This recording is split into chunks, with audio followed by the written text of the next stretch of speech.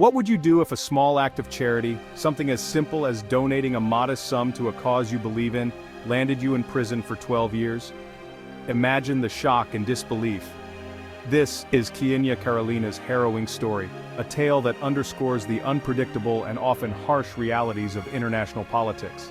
Carolina, an amateur ballerina and U.S. citizen, was visiting family in Yekaterinburg, Russia when she was arrested.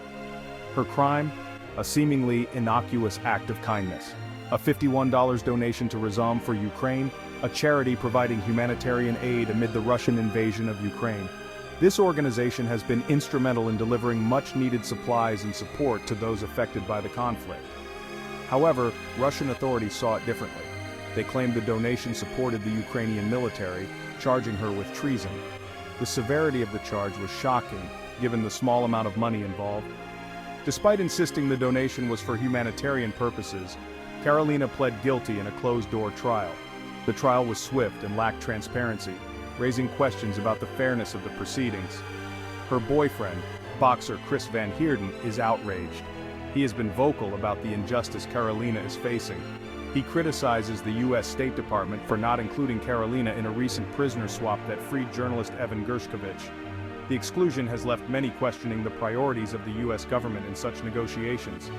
Van Heerden argues that Carolina's case is politically motivated, a stark example of Russia's crackdown on dissent. He believes that her arrest is part of a broader strategy to intimidate and silence those who oppose the government's actions. This crackdown has been particularly severe since the invasion of Ukraine, with numerous reports of arrests and detentions. Human rights groups report over 1,000 criminal cases against anti-war individuals since the invasion. These cases often involve harsh penalties and serve as a warning to others. Carolina, who worked in Beverly Hills, now faces a daunting 12-year sentence far from home. The contrast between her life in the U.S. and her current situation is stark and heartbreaking. Van Heerden remains hopeful, advocating tirelessly for her release and urging the U.S. government to intervene.